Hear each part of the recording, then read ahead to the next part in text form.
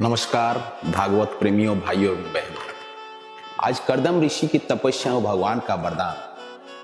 भगवान ने कहा, 2 दिन के बाद मनु महाराज तुम्हारे पास आएंगे और उनकी पुत्री देवहूति तुम्हें देंगे। परमात्मा ने आज्ञा दी कि मनु महाराज कन्या लेकर आए, तब नखरे मत करना।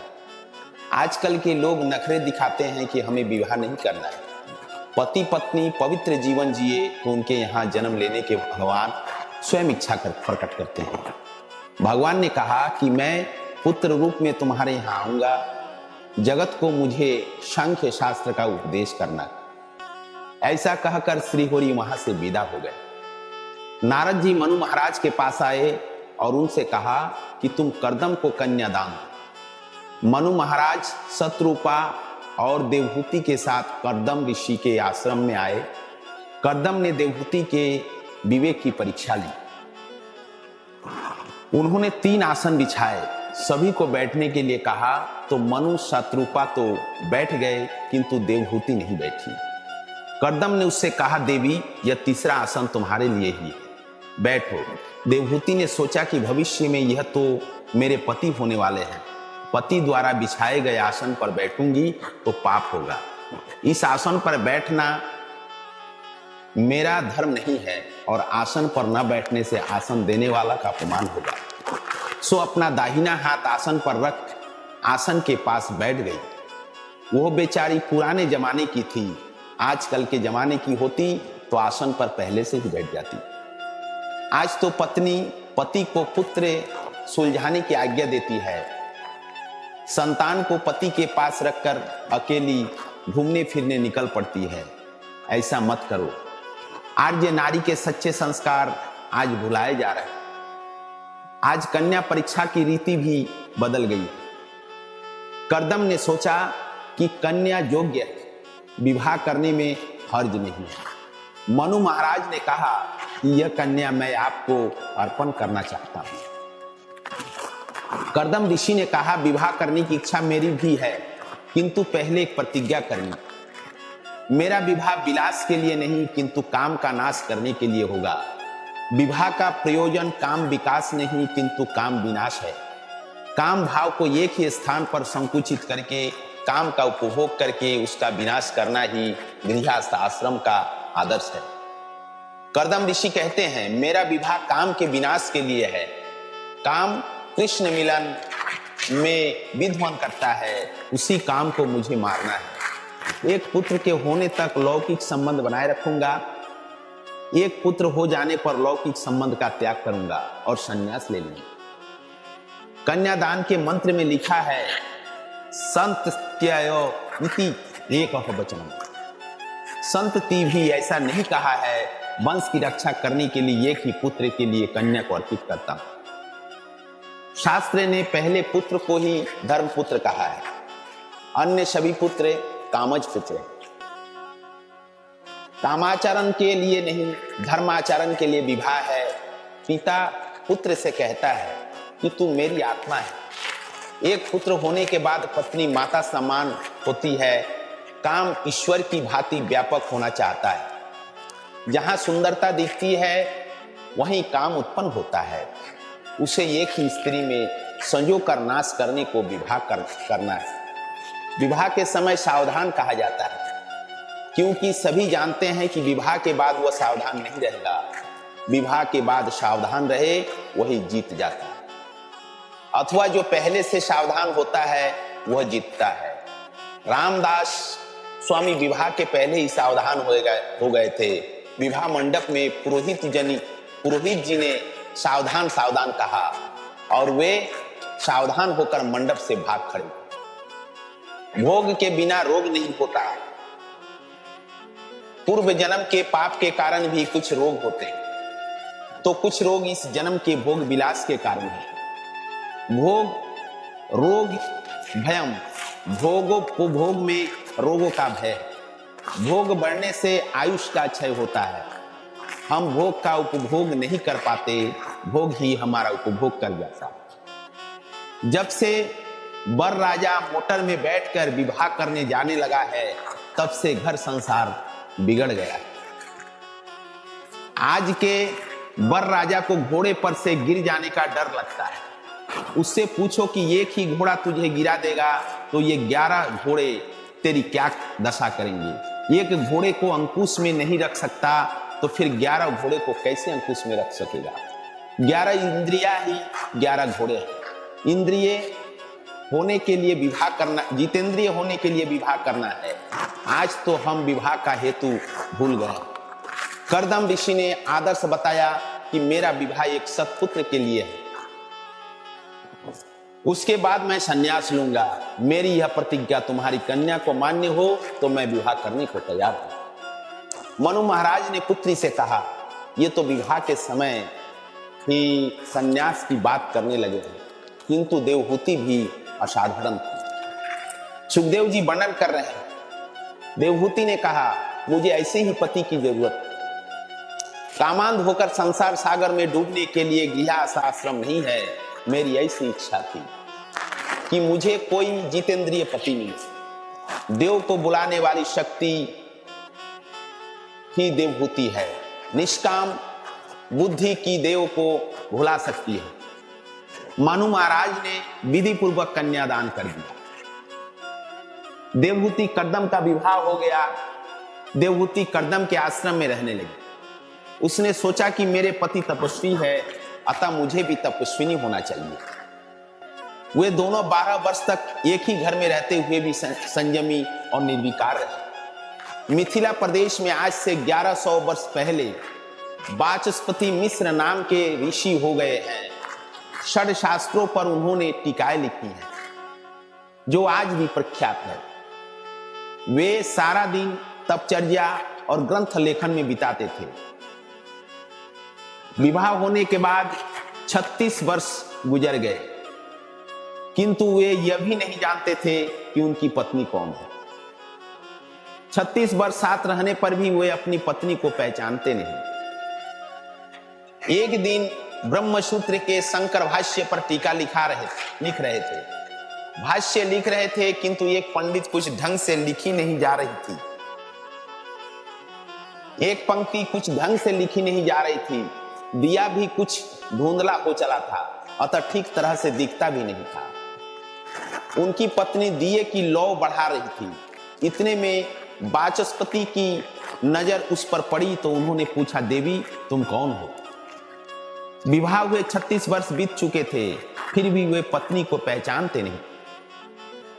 कितने संयमी और जितेंद्रिय होंगे वे। पत्नी ने कहा, कभी आपका विवाह हुआ था, वह याद आता है? वाचस्पति ने कहा, हाँ कुछ कुछ याद आ रहा है। पत्नी ने कहा, मेरे साथ आपका विवाह हुआ था। मैं आपकी दासी हूं। आज से 36 वर्ष पहले हमारा विवाह हुआ था। पत्नी ने विवाह की याद दिलाई तो वाचस्पति के नाम मन में प्रकाश जगा और उन्होंने पत्नी से कहा, तेरे साथ मेरा विवाह हुआ है।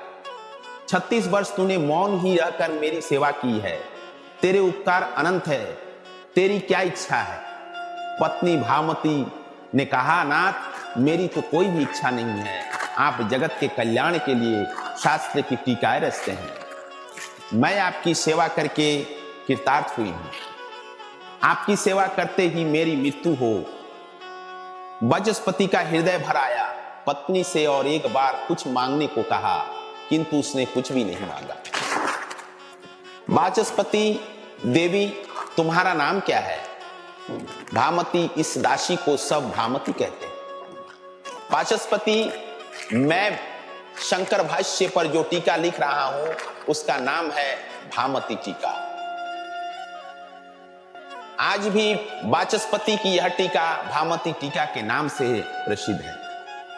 ऐसा था हमारा भारतवर्ष। एक ही घर में 36 वर्ष तक साथ साथ रहकर भी संयम का उन्होंने पालन किया था। ऐसे संयमी को ही ज्ञान मिलता है। ज्ञान बाजार में नहीं मिलता। आजकल पुस्तकों के द्वारा ज्ञान का प्रचार और प्रसार तो बहुत हो रहा है, किंतु किसी भी व्यक्ति के मस्तक में ज्ञान दिखाई नहीं देता। पूर्ण संयम के बिना ज्ञान नहीं पाया जा सकता। पूर्ण संयम के बिना परमात्मा भी प्रकट नहीं होते। एक ही घर में रहकर भी करदम देवहूति ने 12 वर्ष तक और वाचस्पति भामती ने 36 वर्ष तक संयम का पालन किया। आजकल का मनुष्य तो 36 घंटे भी संयमित नहीं रह सकता। करदम जीवात्मा है और देवहूति बुद्धि। देवहूति देव को बुलाने वाली निष्काम बुद्धि है। एक दिवस करदम ने देखा कि देवहूति का शरीर बहुत दुर्बल हो गया है। उसने मेरी सेवा करते करते अपना शरीर सुखा दिया। यह देखकर उनका दिल भर आया। उन्होंने देवहूति से कहा कि देवी कुछ वरदान मांगो, तुम जो भी मांगोगी वही मैं दूंगा। देवहूति ने कहा, आप जैसे ज्ञानी पति मुझे मिले हैं वही वरदान है। मैं तो पूजा करके बस इतना ही मांगती हूं कि मेरा सौभाग्य अखंडित रहे। पहला पेट है या पेट का दाता परमात्मा। स्त्री का धर्म है कि रोज वह तुलसी और पार्वती की पूजा करे। आज की स्त्री तुलसी की पूजा तो करती होगी, किंतु चाय नाश्ता करने के बाद। यह सुनकर करदम बोले, कुछ ना कुछ तो तुम्हें मांगना ही होगा। पति के आग्रह करने पर देवहूति ने कहा कि आपने प्रतिज्ञा की थी एक संतान के होने पर संन्यास लेंगे। अब यदि इच्छा हो तो एक बालक का मुझे दान दे। मनुष्य शरीर की रचना ही ऐसी है कि वह भोग का मर्यादित प्रमाण में ही उपभोग कर सकता है। मर्यादा का उल्लंघन करेगा तो वह रोगिष्ठ हो जाएगा। करदम बोले, मैं तुझे दिव्य शरीर अर्पित करूंगा। देवहूति सरस्वती के किनारे पर स्नान करने गई। सरस्वती में से अनेक दासियां निकली। देवहूति ने स्नान किया और उनका शरीर बदल गया। करदम ऋषि ने संकल्प के बल से विमान बनाया और दोनों बैठ गए उसमें। शांत और करुण रस प्रधान है। श्रृंगार रस और हास्य रस गौण है। कथा में श्रृंगार रस का वर्णन करने की आज्ञा महात्माओं ने नहीं दी है। श्रोताओं को संसार के विषय के प्रति अरुचि हो और ईश्वर के प्रति प्रेम हो, यह लक्ष्य में रखकर वक्ता को कथा करनी चाहिए। कथा श्रवण के बाद विषयों के प्रति अरुचि और ईश्वर के प्रति रुचि न हुई तो समझो कि कथा सुनी ही नहीं। कथा सुनकर वैराग्य होता है। भगवान के दूसरे स्कंद में ब्रह्मा जी ने नारद को बताया है कि कथा किस प्रकार की जानी चाहिए। इन 100 वर्ष में देवहूति की 9 कन्याएं हुई, किंतु पुत्र एक भी ना हुआ। जो 9 कन्याओं का पिता होता है उसके यहाँ कपिल आते हैं। जिसकी 9 पुत्रियां होती है उसे ज्ञान मिलता है। 9 कन्याओं का अर्थ है नवधा भक्ति। नवधा भक्ति के बिना ज्ञान नहीं होता। सामान्य अर्थ करें तो कह सकते हैं कि 9 कन्याओं का विवाह करते करते पिता की अक्ल ठिकाने आ जाती कि मैं यह क्या कर दूं। नवधा भक्ति के न होने तक कपिल अर्थात ज्ञान नहीं आता। श्रवण कीर्तन स्मरण पाद सेवन अर्चन वंदन संख्य आत्मनिवेदन और दास्य, ये 9 अंग नवधा भक्ति में आते। नवधा भक्ति के सिद्ध होने पर ही कपिल भगवान पधारते। भक्ति ही ज्ञान रूप में बदलती है। भक्ति की उत्तरावस्था ही ज्ञान। अप्रोक्ष ज्ञान की पूर्व अवस्था ही भक्ति है। भक्ति के बाद ज्ञान आता है। ज्ञान की माता भक्ति है। जिसकी नवविधा भक्ति सिद्ध नहीं होती उसे ज्ञान नहीं मिलता। भक्ति द्वारा ही ज्ञान मिलता है। भक्ति ज्ञानार्जनायो कल्पते। सात्विक दृष्टि के अंत में ज्ञान और भक्ति में अंतर है। भक्ति में पहले दासोहम है और फिर सोहम है। 9 कन्याओं के जन्म के बाद करदम संन्यास लेने के लिए तैयार हुए। एक दिवस करदम ने सोचा कि अब तो इस विलासी जीवन का अंत आए तो अच्छा। सात्व प्रधाना ब्राह्मणों, वैश्य विलासी जीवन जिए तो कोई बात नहीं, किंतु ब्राह्मण को यह शोभा नहीं देता। अतः करदम ने सोचा एकांत में बैठकर मैं तप करूं। देवहूति ने कहा, मैं भी त्याग चाहती हूं। विवाह का अर्थ है तन दो, किंतु मन तो एक ही है। देवहूति बोली, नाथ आपने तो वचन दिया था कि एक पुत्र के जन्म के बाद आप संन्यास लेंगे। पुत्र का जन्म तो अभी तक हो ही नहीं पाया, फिर इन कन्याओं की और मेरी देखभाल कौन करेगा? इन कन्याओं की व्यवस्था करने के बाद ही संन्यास लीजिए। सुखदेव जी वर्णन कर रहे हैं, करदम देवहूति ने विकार का त्याग किया। उन्होंने कई वर्ष तक परमात्मा की आराधना की। इसके बाद देवहूति के गर्भ में साक्षात नारायण ने वास किया। 9 मास का समय समाप्त हुआ। आचार्यों, जोगियों और साधुओं के आचार्य प्रकट होने वाले थे। ब्रह्मादिदेव करदम ऋषि के आश्रम में आए। ब्रह्मा जी ने करदम ऋषि से कहा कि तुम्हारा गृहस्थ आश्रम सफल हुआ, तुम अब जगत के पिता बन गए हो। यह बालक जगत को दिव्य ज्ञान उपदेश देगा। जीव भगवान के लिए आतुर होता है, तब भगवान का अवतार होता है। आतुरता के कारण भगवान के दर्शन होते हैं। नमस्कार।